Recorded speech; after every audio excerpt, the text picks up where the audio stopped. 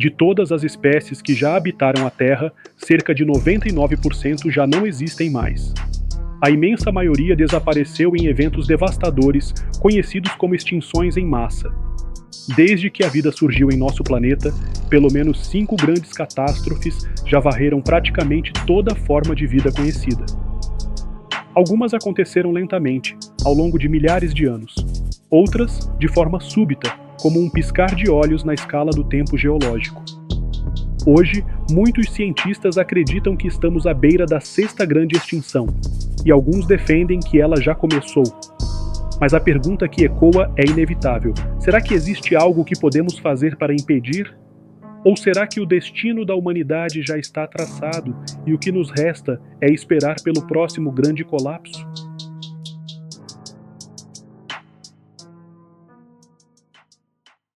A vida na Terra sempre caminhou sobre um fio frágil.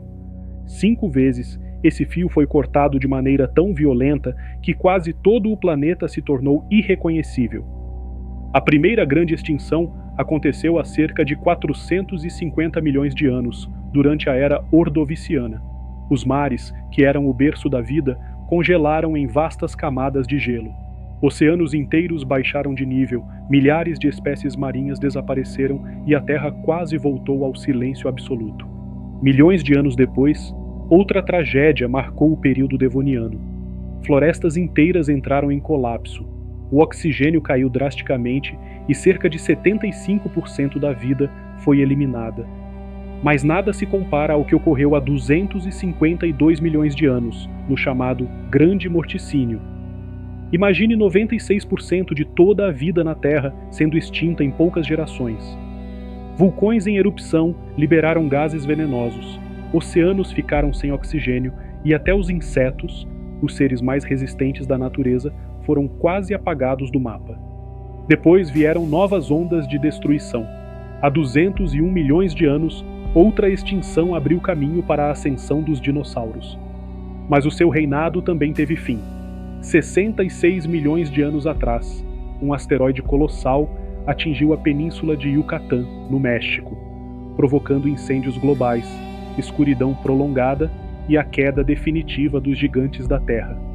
Cada uma dessas catástrofes não apenas varreu espécies, mas redesenhou o destino do planeta. O que conhecemos hoje, inclusive nós, só existe porque outras formas de vida foram sacrificadas ao longo dessa linha de eventos. Muitos acreditam que estamos em uma nova fase desse ciclo. O planeta que parece estável está, na verdade, em constante transformação.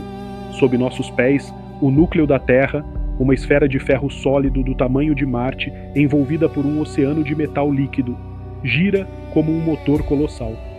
Essa rotação cria o campo magnético que nos protege da radiação solar.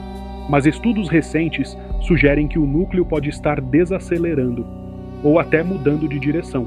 Se isso for verdade, as consequências seriam profundas. Um campo magnético mais fraco, falhas nas bússolas naturais dos animais migratórios, maior exposição a tempestades solares e, possivelmente, desastres climáticos e geológicos em cascata. Enquanto isso, na superfície, outro inimigo invisível se esconde: os terremotos. Desde a China, em 1976, até a tragédia do Haiti, em 2010, milhões de pessoas já foram levadas em poucos minutos. E mesmo com toda a tecnologia, ninguém sabe prever com exatidão o próximo grande tremor. A ciência descreve como eles acontecem, mas ainda não explica o que realmente dispara o colapso das placas tectônicas. E aqui surge o dilema. De um lado, os gradualistas, que acreditam em mudanças lentas, quase imperceptíveis, moldando a Terra ao longo de milhões de anos. Do outro, os catastrofistas, que enxergam no planeta uma força explosiva capaz de transformar tudo em questão de dias, ou até horas. Talvez a verdade esteja entre os dois extremos. Talvez o que a Terra nos mostra é que ela pode ser calma por milênios, até que de repente decida virar tudo de cabeça para baixo. Entre os nomes mais polêmicos está o do geólogo Jim Birkeland. Nos anos 80, ele ficou conhecido por prever grandes terremotos com base em fatores que a ciência tradicional ignorava: a influência das marés, a força gravitacional da Lua e até o comportamento estranho de animais antes de um tremor. Em 1989, ele arriscou uma previsão ousada.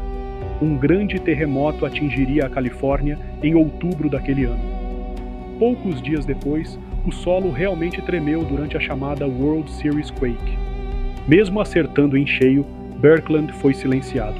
O governo o suspendeu de suas funções, alegando que suas previsões poderiam causar pânico. Mas ele continuou. Novamente acertou, como no terremoto de Northridge em 1994 e em outros eventos. Outros pesquisadores, como meteorologistas independentes, também notaram conexões estranhas entre terremotos, tempestades e até ciclos solares. Teorias que poderiam salvar vidas, mas que foram descartadas pelo establishment científico. Afinal, aceitar essas ideias significaria admitir que a ciência oficial talvez não tenha todas as respostas. Esse padrão se repete na história. Conceitos antes ridicularizados, como a deriva continental ou o impacto de asteroides, acabaram provando-se reais. E talvez da mesma forma, os chamados cientistas rebeldes de hoje estejam mais próximos da verdade do que imaginamos. Se por um lado a natureza impõe seu poder com terremotos, erupções e mudanças climáticas, por outro, há quem acredite que o próprio ser humano já aprendeu a manipular essas forças. O projeto HAARP, criado nos anos 90 no Alasca, sempre foi oficialmente apresentado como uma pesquisa sobre a ionosfera, mas para muitos ele é algo bem mais sombrio. Uma arma capaz de alterar o clima, criar tempestades artificiais e até induzir terremotos. Não é apenas teoria da conspiração.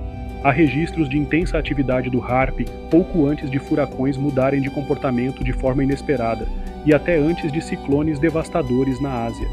E em 2017, um suposto terremoto natural destruiu o principal centro nuclear da Coreia do Norte, matando centenas de cientistas e forçando o regime a negociar. Teria sido apenas coincidência? Ou uma demonstração silenciosa de tecnologia capaz de derrubar até regimes inteiros? A ideia de controlar a Terra pode soar absurda, mas não é menos assustadora do que acreditar que já não temos nenhum controle sobre ela. Mesmo que o ser humano tenha armas capazes de influenciar a Terra, a verdade é que a maior ameaça talvez não venha de dentro, mas de fora. Astrônomos há décadas desconfiam da existência de um corpo celeste oculto, chamado por alguns de Planeta X ou Nêmesis, um astro gigantesco que, em sua órbita distante, poderia perturbar bilhões de rochas no cinturão de Kuiper ou na nuvem de Oort, lançando asteroides mortais em direção ao nosso planeta em ciclos regulares de 26 milhões de anos. Coincidência ou não, é exatamente esse intervalo que separa muitas das grandes extinções da história. E recentemente, um novo enigma surgiu. A Redcliffe Wave, uma imensa estrutura de poeira e estrelas que cruza o plano da galáxia. Evidências indicam que já atravessamos essa onda no passado, e que voltaremos a cruzá-la no futuro. Seria essa a engrenagem cósmica por trás das extinções em massa? Estaríamos diante de um relógio universal que marca não apenas o tempo, mas também a contagem regressiva para o próximo colapso da vida? Seja pela força do cosmos, pelas entranhas da Terra ou até pelas mãos do próprio homem, uma coisa é certa: o planeta está sempre mudando, e essas mudanças podem ser brutais. O problema é que a ciência oficial muitas vezes se prende ao ego, ao medo de arriscar e ao peso do dinheiro que financia pesquisas. Ideias ousadas são ridicularizadas, enquanto velhas certezas são defendidas como dogmas. Mas a história mostra que as grandes descobertas sempre nasceram da coragem de questionar. Talvez os sinais que vemos hoje sejam apenas ciclos naturais, ou talvez sejam os primeiros indícios de que uma nova catástrofe já começou. O futuro da vida na Terra pode depender de dar voz a esses cientistas rebeldes, de abrir espaço para novas hipóteses e de encarar o desconforto da incerteza. Porque, no fim, a pergunta não é se haverá outra grande extinção, mas quando.